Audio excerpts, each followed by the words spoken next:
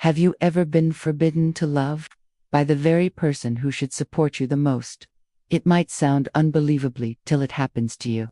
One day, you raise a child with all your love, your energy, your life, and the next, they look you in the eye and say you're too old to fall in love again. That feeling butterflies is childish. That starting over is for young people. And you should just sit quietly and wait for life to pass you by. That's exactly what I heard from my own son. And in that moment, something inside me shattered. After years of silence, loneliness, and grief, I had finally met someone who made my heart beat again. It wasn't some wild adventure, it was calm.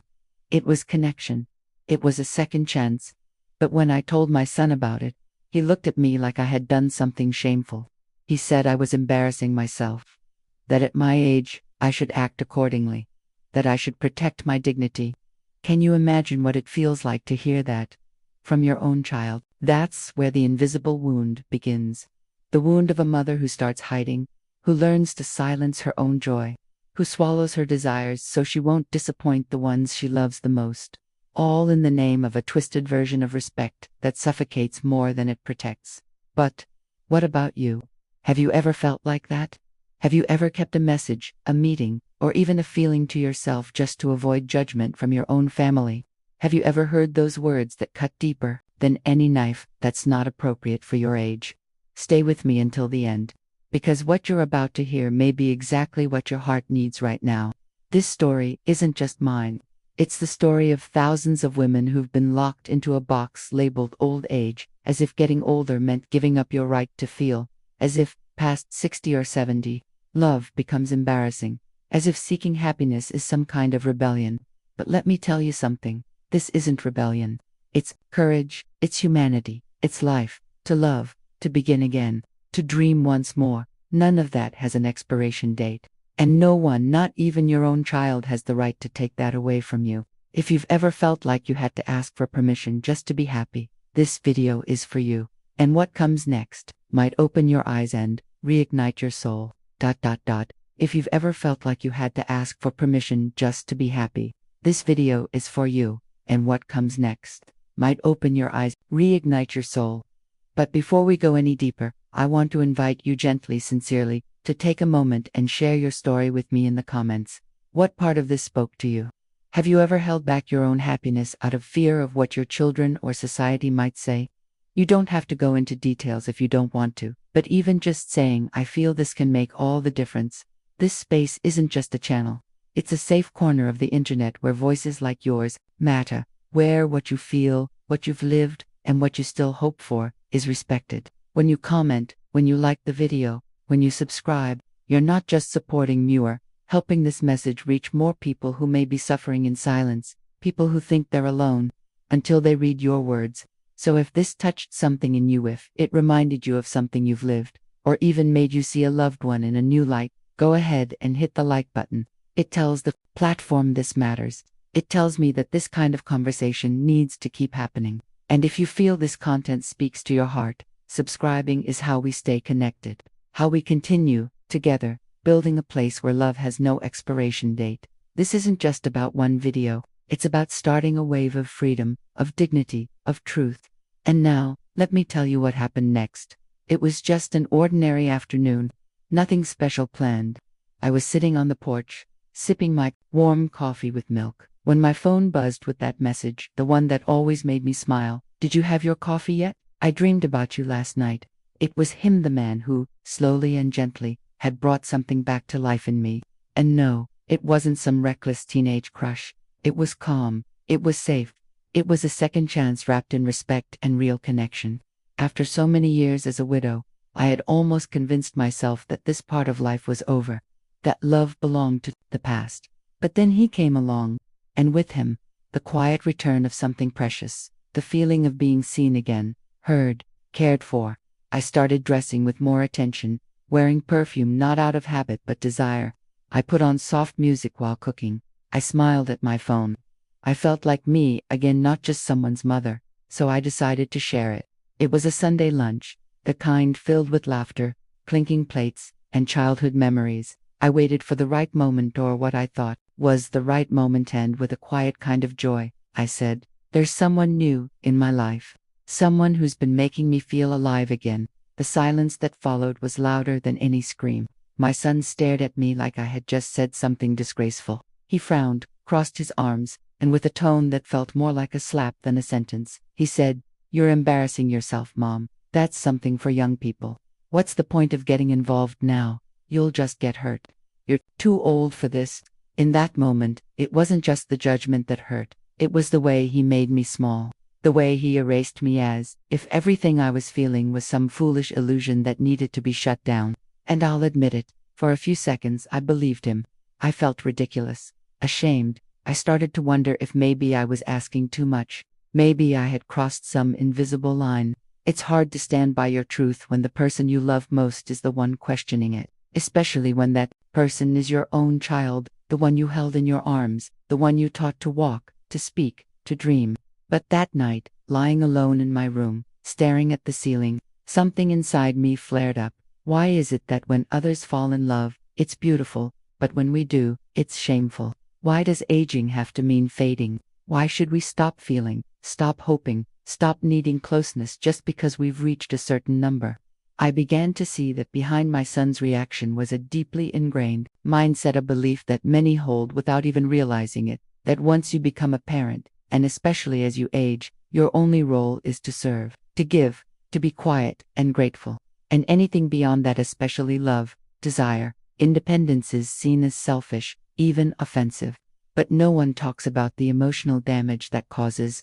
The hidden truth is, what he did that day wasn't just disapproval. It was an attempt to snuff out a light I had just barely managed to reignite, to silence a part of me that still wanted to feel, to experience, to start again. And that attempt, though masked as concern, was laced with fear. Yes, but also control, ego, and a warped view of who I am allowed to be. I wasn't looking for permission. I didn't need approval. I just wanted to share something that made me happy. And instead, I got a verdict. Now I want to go even deeper into this. Because that kind of reaction doesn't come out of nowhere. There's a hidden dynamic behind all of this, one that has to do with how roles inside the family shift over time, and sometimes, without realizing it, children begin to step into a role that was never theirs to claim, the role of gatekeeper to their parents' lives. Comment below. This speaks to me. If any part of this hit close to home, or if you know someone who's been through something like this, let's keep this conversation going. Because what happened to me and what might be happening to you isn't just a family disagreement. It's a symptom of something deeper, a quiet shift in roles and perceptions that no one really talks about, but that silently erodes the dignity of so many aging parents. There's a name for this. A term that, once I heard it, helped me make sense of everything I was feeling: emotional infantilization. It's when adult children begin treating their parents not as grown, thinking, feeling individuals, but as children who need to be supervised, corrected, or even silenced. It may come wrapped in concern or disguised as care, but at its core, it's control. And it often shows up in the most intimate parts of life, like love. When my son told me I was too old to fall in love again, he wasn't trying to be cruel. I know that. He was afraid I'd get hurt, afraid of losing the version of me he had grown used to, the version that lived for him, for the family, without wanting anything extra. But fear doesn't give anyone the right to take away another person's freedom. Love should never come with age restrictions, and affection shouldn't be rationed like medicine. What shocked me most was how natural it seemed for him to question my choices, as if my age had somehow erased my ability to think clearly or protect myself. That's the danger of emotional infantilization. It doesn't usually come from a place of malice. It sneaks in quietly, through habits, beliefs, cultural norms. It's in the way people talk to their aging parents with that soft, condescending tone, or in how they insist on making decisions on their behalf without even asking what they truly want. I started to see this dynamic everywhere. In conversations between friends, in the comments of online forums, in stories shared by other women like me. It wasn't just about romance, it was about being seen as someone still capable of desire, of growth, of transformation. And how often that is denied to us, simply because of a number on our ID. There's a truth hiding behind all of this. Many people carry an unconscious belief that aging means shrinking, that the older you get, the less you should want, fewer risks, fewer opinions, fewer dreams, as if we should start editing ourselves down to a quieter version, a smaller version, until eventually we disappear. But real life doesn't work that way. The heart doesn't retire, and the soul doesn't clock out at 65. In fact, I've come to believe that the second half of life isn't a slow decline, it's a different kind of ascent, one that requires even more courage, because now we have to fight not only against the expectations of others, but also against the internalized voices that tell us it's too late. I wish I could say that after that Sunday lunch, everything changed, that my son understood, that we talked, and everything softened.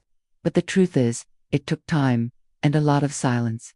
I questioned myself over and over, and every time I thought of ending that new relationship just to keep the peace, I felt something in me give way, like I was betraying that part of me that had only just started to bloom again. So I began to study this pattern. I read, I listened, I had long conversations with other mothers, fathers, even adult children who had begun to reflect on how they were treating their parents. And what I found was eye-opening. This isn't about generations fighting. It's about generations forgetting. Forgetting that love doesn't have an age limit, that wisdom doesn't cancel out desire, that autonomy isn't a gift we're given, it's a right we've always had. Behind every adult child trying to protect a parent, there may be unresolved fear, the fear of loss, the fear of change, the fear that, if the parent moves on, it means letting go of a familiar role in the family system. And that's understandable. But when that fear turns into control, into judgment, into silencing, then something precious is lost. I realize that if we don't talk about this, if we keep treating it as a private discomfort, it only grows stronger. It becomes the silent norm, and too many parents end up living in the shadows of their own lives, watching, supporting, giving, but no longer truly allowed to be. Now, I don't tell this story looking for pity. I tell it because someone needs to hear it and say, wait, that's me too. Because when we name what's happening, we can begin to change it. We can shift the mindset, reclaim the space, start making decisions not out of guilt, but out of truth. And if there's one thing this journey has taught me, it's this. You are never too old to choose yourself again. Never too old to say, I still want more from life. Never too old to ask, what do I want now, for me? Comment below. I'm on this journey too, if that resonated with you. Let's move on. Because what most people don't see, or choose not to see, is the silent impact that this kind of prohibition has on us. It doesn't break you all at once. It's slower than that, more delicate, and somehow, more painful. It starts with a small sense of shame, a quiet doubt, that little voice inside whispering, maybe they're right. And before you even realize it, you're apologizing for smiling too much, explaining away your happiness, hiding little moments of joy like there's something shameful. You start to feel embarrassed for being happy, afraid to tell anyone your heart is opening again, guilty for wanting something as deeply human as connection, closeness, affection, and worst of all, it comes from inside. The censorship becomes internal. You begin to convince yourself that maybe you don't deserve to feel that way anymore, and that's how it starts to kill you, slowly, silently, from the inside out. It's like a part of you begins to fade. The part that still sparkled, that still believed there might be another beautiful chapter ahead. You catch yourself holding back laughter, deleting messages, avoiding phone calls. All in the name of peace, family harmony, to avoid conflict, to protect the illusion that everything is fine. But no one tells you that this peace comes at a price, and sometimes that price is you. When a child looks at their parent with disdain for loving again, they don't realize they're erasing the person behind the role, pushing them into a shadow, into silence. And this isn't just about romance. This is about being, about freedom, about the right to feel alive, even after decades of giving everything to everyone else. I started noticing how this pain followed me into the smallest moments, the hesitation before sharing something good, the careful editing of my words, the fear of sounding ridiculous or inappropriate, as if I had to tiptoe through my own life, avoiding anything that might seem too much. That's when the silence sets in, the kind that only someone who's been through it understands, the silence of still feeling, but being afraid to speak, of still loving, but needing to hide it. And in that silence, you start disappearing, piece by piece, and the saddest part, no one notices. Because on the outside, you're still there, still making dinner, still giving advice, still smiling in the family photos. But inside, something's missing. There's a quiet grief, not for someone you lost, but for a part of yourself that was never allowed to bloom. I began to wonder how many other women are living this exact reality right now. How many are staying quiet, swallowing their emotions, telling themselves that wanting to be loved is selfish. How many are giving everything they have, while no one ever asks what they need in return. That was a turning point for me. Because as much as I love my son, I realized that shrinking myself for him wasn't love, it was emotional submission. It was abandoning myself. And that's not what real love looks like. This isn't about cutting people off. It's not about turning your back. It's about reclaiming your worth, remembering who you are outside of being a mother, outside of being a caretaker. It's about taking your place again, as a woman, right? This in the comments. I deserve to live. If any part of this touched something in you, let's keep going. Who told you that love has an expiration date? Was it a word, a glance, a sigh? Or maybe it wasn't said out loud at all, just a subtle message passed through looks, through silence, through disapproval, masked as concern. Sometimes, the way people invalidate our feelings doesn't sound like a no. It sounds like, are you really thinking about this, at your age? The world is quick to assign timelines to things, especially love. Love, they say, is for the young, for those who still haven't figured life out, for people in their 20s, maybe 30s, when hearts are reckless and free, and mistakes are part of the adventure. And when you grow older, you're told, sometimes directly, sometimes silently, that love should take a back seat, that your season has passed, that your desires, your longing, your soft dreams, should be folded away quietly, like out-of-style clothing. But here's what no one tells you. The heart doesn't age the same way the body does. You don't stop feeling just because your hair has turned gray. You don't stop dreaming because your kids have grown up. You don't stop needing affection, closeness, or partnership just because you've buried someone you loved, or lived a life for others. Love isn't a trend that goes out of fashion. It's not a song that stops playing after a certain decade of life. Love lives deeply, urgently, in anyone who's still breathing, still feeling, still hoping. You already know this. Maybe you've lived it. Maybe you've felt that flicker return in your chest after years of loneliness. Maybe someone came into your life, not with fireworks, but with quiet presence, with kindness, with comfort. And suddenly, something in you lit up again. A spark you hadn't felt in so long you almost forgot what it was like. And then, just as you were beginning to enjoy the warmth of that connection, someone, maybe even someone close, tried to shut it down. Don't be ridiculous. You're going to get hurt. That's not appropriate for someone your age. And those words didn't just land on your ears. They hit your heart like a cold slap.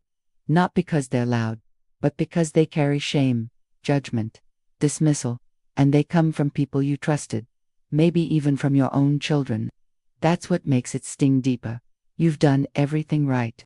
You've raised them, protected them, carried the weight of their worlds for years. And now, in the one moment you allow yourself a personal joy, they respond not with celebration, but with restriction. And you begin to question yourself. Maybe they're right. Maybe it's too late. Maybe this feeling you have, this flutter in your chest, this joy in your eyes, is inappropriate, foolish, unworthy. But let me ask you, since when did love require permission? Since when does being older mean you stop deserving warmth, laughter, partnership? What if the truth is the exact opposite? What if being older means you know love better than ever before? What if, now that you've seen life, lost things, learned from heartbreak, this is when love becomes real? What if your heart is finally ready, not to chase, but to choose? The truth is, loving is not a privilege of youth. It is a human right. And no one, not your children, not society, not even that little voice inside that tells you to play small, has the right to take that from you.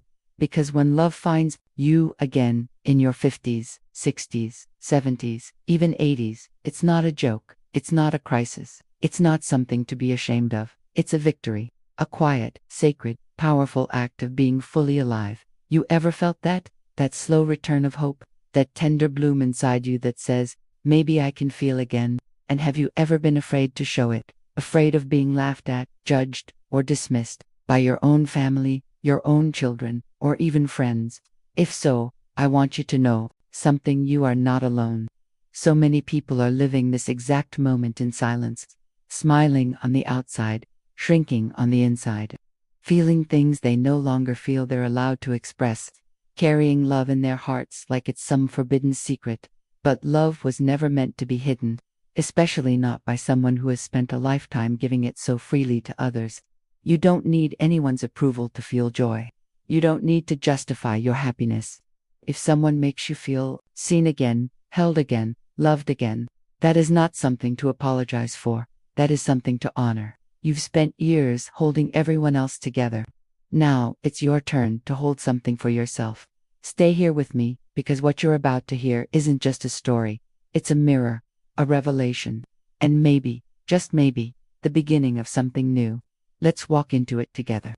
Because once we've acknowledged that love is not only valid but vital at any age, we're faced with another layer of the challenge: how to protect that love when it's being questioned by the people closest to us. And perhaps the hardest part of that journey is finding the courage to have a real conversation with someone you love, especially when that someone is your own child. It's not easy, I know that. There's a tension there that's hard to put into words, a deep-rooted fear of hurting them, of being misunderstood, of damaging the bond you've spent a lifetime building. But here's the truth: no one tells you avoiding the conversation doesn't preserve the relationship. It slowly erodes it.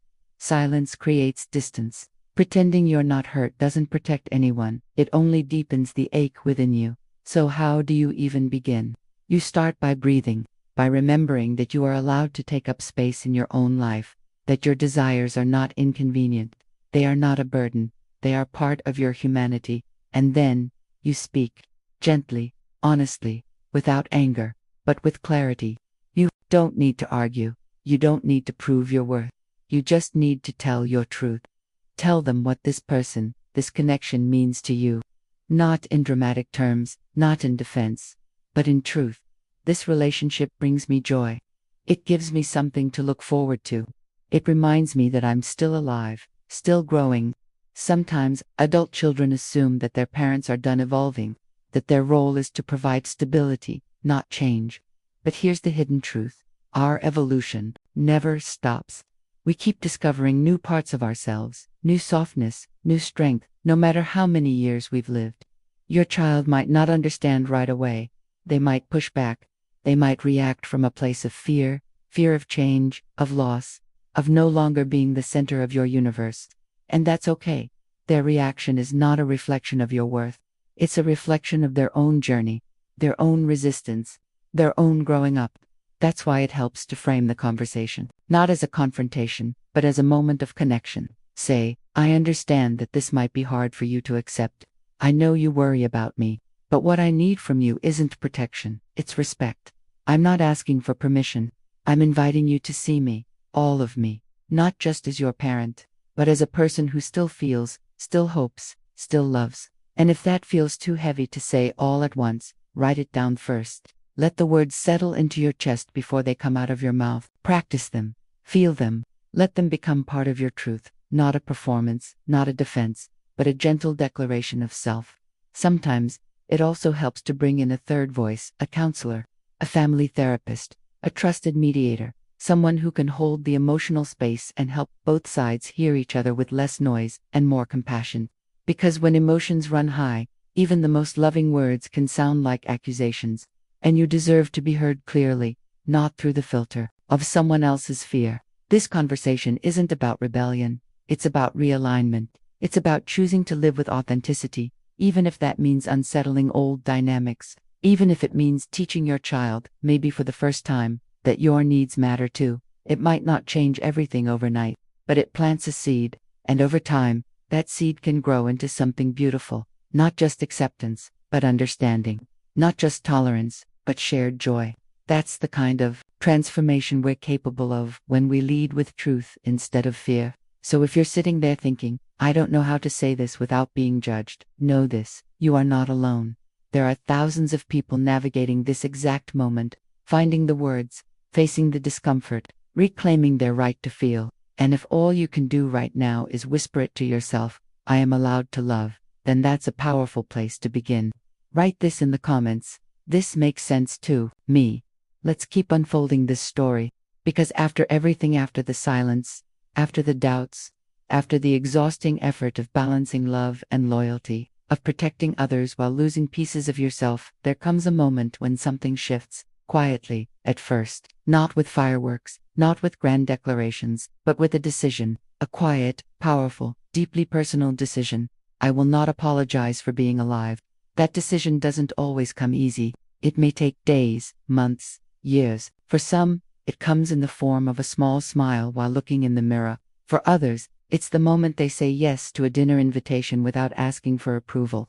And sometimes, it's as simple and as revolutionary as putting your phone down, looking at the person you love, and deciding, I'm going to live this, fully, honestly, without shame.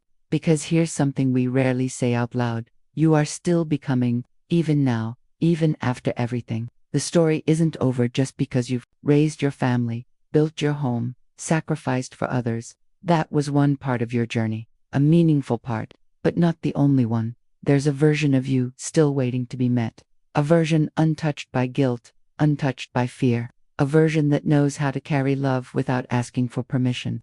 That version isn't a fantasy, it's you, just without the weight others placed on your shoulders. The truth is, we spend so much of our lives being told what we're supposed to do, how we're supposed to act, what's appropriate, what's acceptable. And somewhere along the way, especially for women and especially mothers, we're told to disappear quietly into the background once everyone else has figured out their lives. We're told that our time has passed. But has it? Really? Or is it possible that this is the very moment your time begins? The moment where you stop waiting to be chosen, and you choose yourself. The moment you stop asking, is it too late? And instead ask, what do I want now?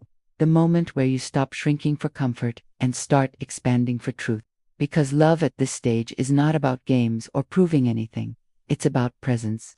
About being with someone because it adds to your life, not because it fills a void. That kind of love is rare. And when it finds you, whether in a new relationship or even in the quiet return to your own self, it deserves to be honored. And if someone tries to shame you for that, if someone tries to say, this isn't for you anymore, you have every right to respond, not with anger, but with certainty. Yes, it is. This is mine, this joy, this chance, this chapter, it belongs to me, because it does. Fully, you're allowed to be soft, to be bold, to be uncertain and excited at the same time. You're allowed to dance in the kitchen, to wear what makes you feel beautiful, to send texts that make your heart race. You're allowed to laugh too loud, to want too much, to feel all of it without needing to explain yourself to anyone. And the beautiful truth, when you begin living like that fully, unapologetically, it inspires something in others too. It gives permission. It sends a message that maybe, just maybe, it's never too late to come back to yourself. So if you've ever been judged for loving again, for wanting more, for stepping into something new, know this, you are not alone, not even close. And if someone ever tries to silence that love, don't dim it. Speak louder, stand taller. Let that love ring out like truth, because that's what it is. Comment below, I believe in love at any age. Let's continue. And if you're still here with me, that means something. It means this message didn't just pass through you. It landed. It reached a place words rarely touch. Maybe it reminded you of something you've buried. Maybe it put into words a feeling you've never said out loud. Or maybe, just maybe, it made you feel less alone in something you've carried quietly for far too long. That kind of connection, real, raw, human, is why this space exists. Not to impress or entertain, but to hold space for stories that heal, for truths that rarely find the light. And if, even for a few minutes, you felt seen here, then we've already shared something powerful. So if that matters to you, if you believe in honest conversations like this, I invite you to stay, subscribe, and let's keep walking together. Not perfectly, not always easily, but truthfully. And if you made it all the way to the end, I'd love to know you're here. Drop this in the comments. This message was for me, and I'll know you felt it too. That you were walking with me through every sentence, every pause, every breath. If something in you stirred, if you took a deep breath or wiped a quiet tear, hit the like button. It's not about numbers. It's a gentle way of saying, this mattered. And sometimes, that's all someone else needs to see to press play, and maybe find the strength they didn't know they had. There's more, waiting just beside this video. Another part of the story, another truth ready to be shared. Click on it. Keep going. Let's keep unfolding this together.